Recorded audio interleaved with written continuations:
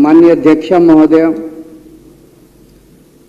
आज मैं सदन को एक कहानी सुनाना चाहता हूं। कहानी का शीर्षक है चौथी पास राजा।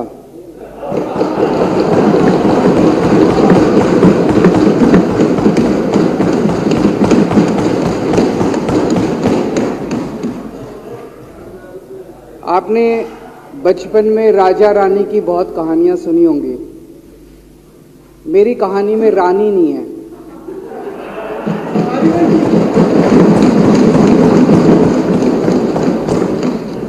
बस राजा है। ये कैसे राजा की कहानी है अध्यक्ष महोदया, जो अनपढ़ था, चौथी पास था, बेहद अहंकारी था, बहुत अहंकार था, बहुत ज्यादा, और पैसे की इतनी हवस थी, इतना भ्रष्टाचारी था, इतना भ्रष्टाचारी राजा था। ये एक महान देश की कहानी है। एक बहुत महान देश था, कई हजार साल पुराना देश। उस देश में एक गांव में एक बहुत गरीब परिवार में एक बच्चे का जन्म हुआ। जब बच्चे का जन्म हुआ तो ज्योतिषी ने कहा, गांव में ज्योतिषी होते हैं, आते हैं, वो पत्री बनाते हैं। ज्योतिषी ने कहा, माई तेरा लड़का बड़ा होके बहुत बड़ा सम्राट बनेगा। माई को यकीन नहीं हुआ, मेरा इतने गरीब हूं मैं, कहां से मेरा बेटा सम्राट बनेगा। तो उसने कहा, नहीं, तेरे बेटे के ग्रह बताते हैं तेरा बेटा बहुत बड़ा सम्राट बनेगा। बेटा धीरे धीरे बड़ा होने लगा। स्कूल, गांव का ही स्कूल था, स्कूल जाता था, उसका पढ़ने वढ़ने में मन नहीं लगता था। तो चौथी के बाद उसने किसी तरह से चौथी करी, चौथी के बाद उसने स्कूल छोड़ दिया। गांव के पास एक रेलवे स्टेशन था।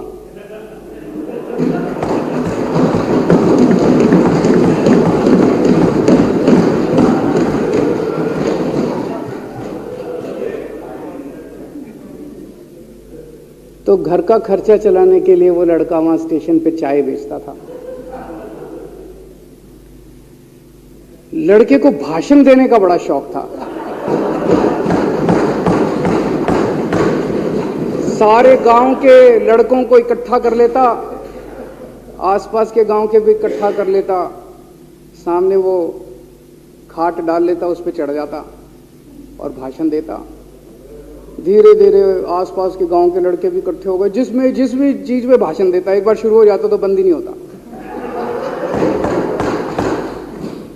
अब ज्योतिषी ने कहा था, लड़का बड़ा हुआ, बड़ा होके एक दिन उस महान देश का वो राजा बन गया।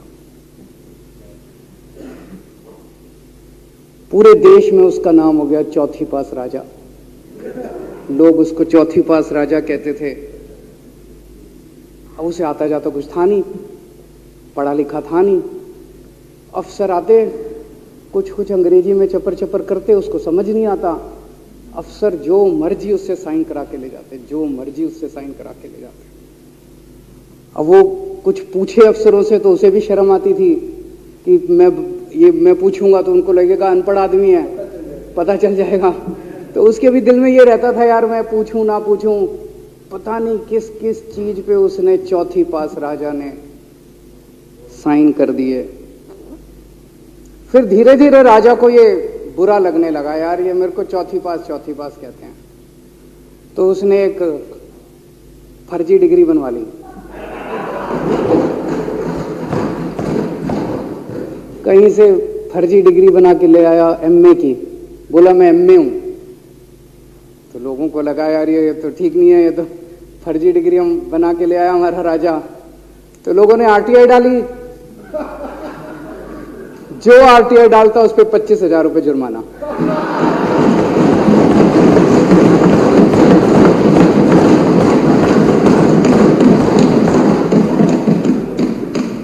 आपके नेता की बात नहीं कर रहा।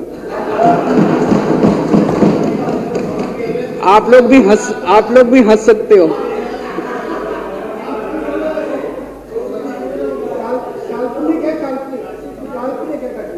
तो कि जो आरटीआई डाले उसको 25,000 रुपए का जुर्माना, जो आरटीआई डाले उसको 25,000 रुपए का जुर्माना।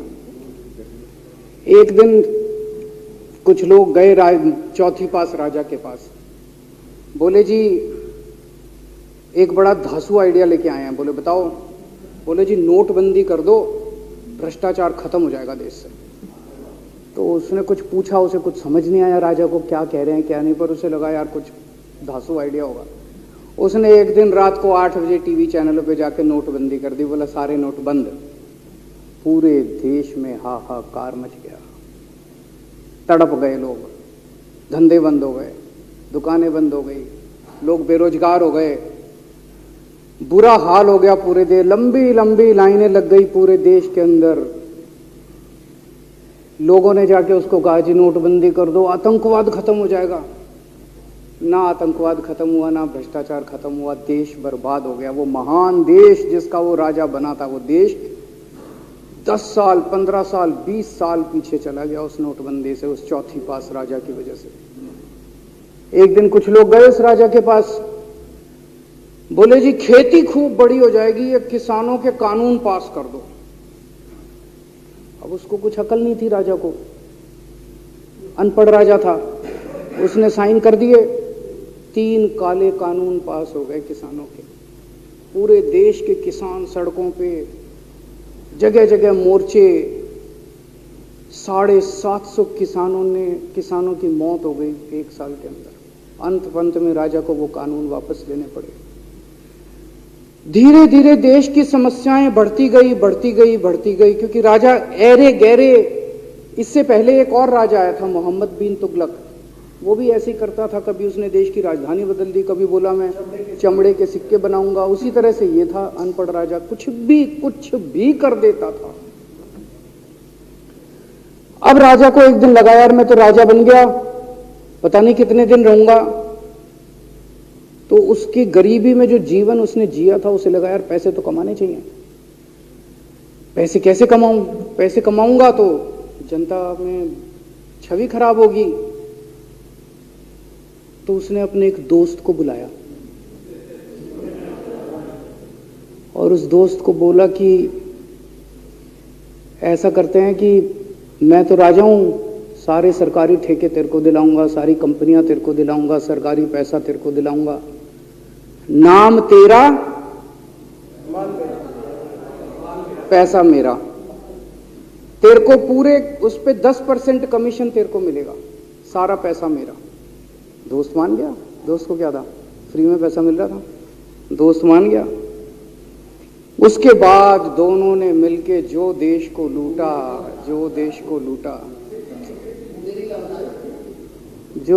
लूटा, सबसे पहले वो दोस्त आया, बोला सर सबसे पहले बैंकों को लूटते हैं।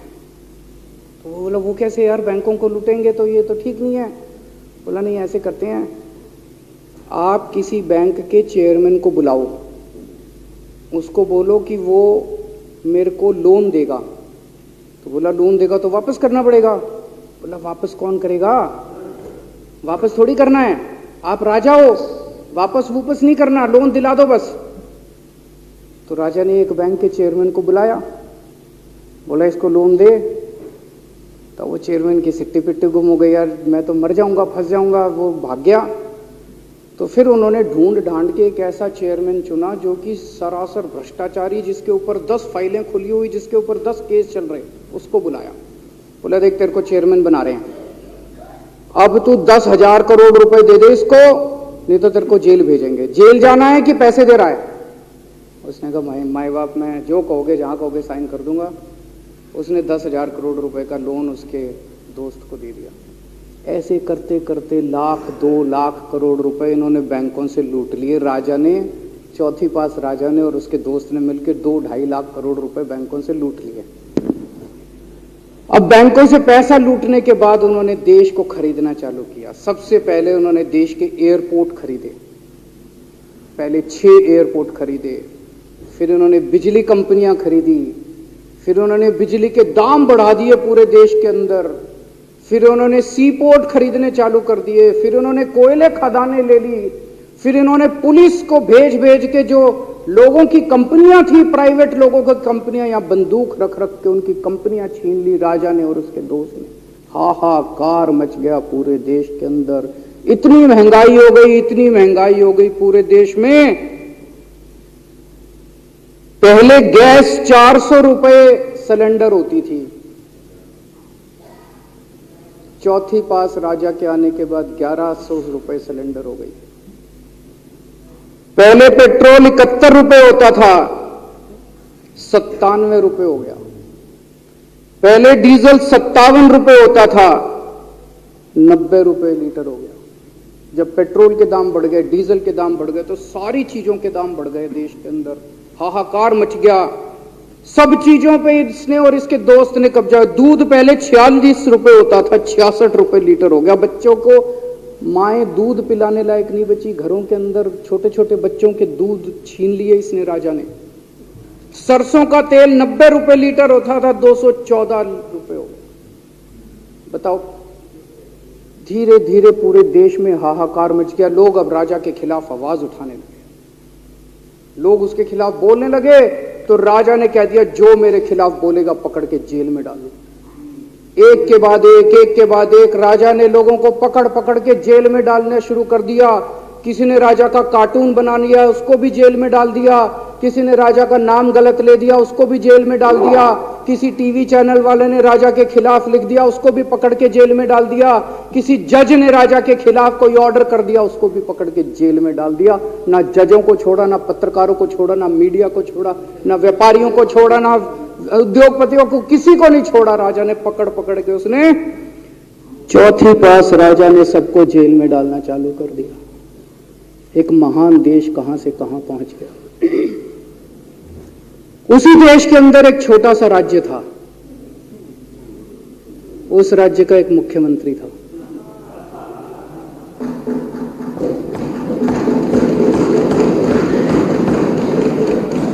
उनके चेहरे पे भी स्माइल आ गई, उनके चेहरे पे भी उम्मीद की किरण छा गई। वो मुख्यमंत्री अपने लोगों का खूब ख्याल रखता था। वो मुख्यमंत्री कट्टर ईमानदार था। वो मुख्यमंत्री कट्टर देशभक्त था। वो मुख्यमंत्री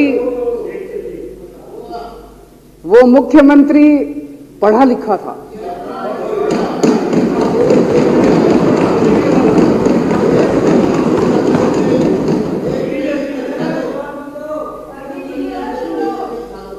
उस मुख्यमंत्री ने अपने लोगों को महंगाई से छुटकारा दिलाने के लिए बिजली मुफ्त कर दी।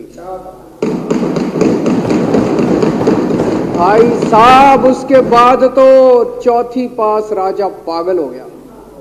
उसने बुला के जो हड़काया उस मुख्यमंत्री को कि तेरी हिम्मत कैसे हुई। उसे लगा राजा ने तो सारी बिजली कंपनियों पे कब्जा कर रखा था। उसे लगा अगर ये बिजली मुफ्त करने लग गया तो बाकी देश में तो मेरा बेड़ा गर्क, मेरी बिजली कंपनियां लुट जाएंगी, ऐसे कैसे चलेगा। उसने उसको कहा, खबरदार, तूने बिजली मुफ्त की। मुख्यमंत्री नहीं माना। धीरे धीरे उस मुख्यमंत्री ने अपने गरीबों के स्कूल ठीक करने चालू कर दिए। तो राजा ने उसको बुला के और हड़काया। राजा बोला, ये क्या कर रहा है तू, स्कूलों के में बच्चों को पढ़ाता है, तू स्कूल खोल रहा है, ये बंद कर, ये सब, ये नहीं चलेगा इस देश का। वो नहीं माना मुख्यमंत्री। फिर उसने मुख्यमंत्री ने सबके इलाज मुफ्त कर दिया, सबके लिए शानदार मोहल्ला क्लिनिक खोल दिए, इलाज मुफ्त कर दिया। राजा तो बिल्कुल ही पागल हो गया। धीरे धीरे जनता को पता चला कि राजा कैसा है। एक दिन लोगों ने उस राजा को उखाड़ के फेंक दिया।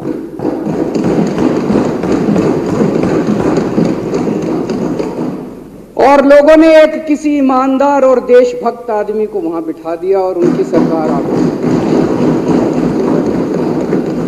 और उसके बाद देश से महंगाई खत्म हुई और देश रात दूनी चौगुनी तरक्की करने लगा। तो जैसे हम बचपन में सुना करते थे, moral of the story, Hindi में क्या कहते, मॉरल ऑफ द स्टोरी का मतलब भाई इस कहानी में क्या प्रेरणा मिलती है। इस कहानी से ये प्रेरणा मिलती है कि अगर आपके देश में महंगाई है, आपके देश में समस्याएं हैं, आपके देश में सब कुछ गड़बड़ चल रहा है, तो सबसे पहले जांच परख के देखो आपका राजा अनपढ़ तो नहीं है। अगर आपके देश में सब गड़बड़ चल रहा है, बेरोजगारी है, बहुत सारी समस्याएं हैं, जरा देखो राजा, आपके राजा को कोई दोस्त तो नहीं है? अगर है तो सबसे पहले अपने राजा को उखाड़ के फेंको, नहीं तो आपकी समस्याओं का कोई समाधान नहीं होगा। आपकी समस्याओं का कोई समाधान नहीं होगा। वो पढ़ा करते थे, अंधेर नगरी चौपट राजा, सवा शेर बाजी सवा शेर खाजा। बहुत बहुत शुक्रिया।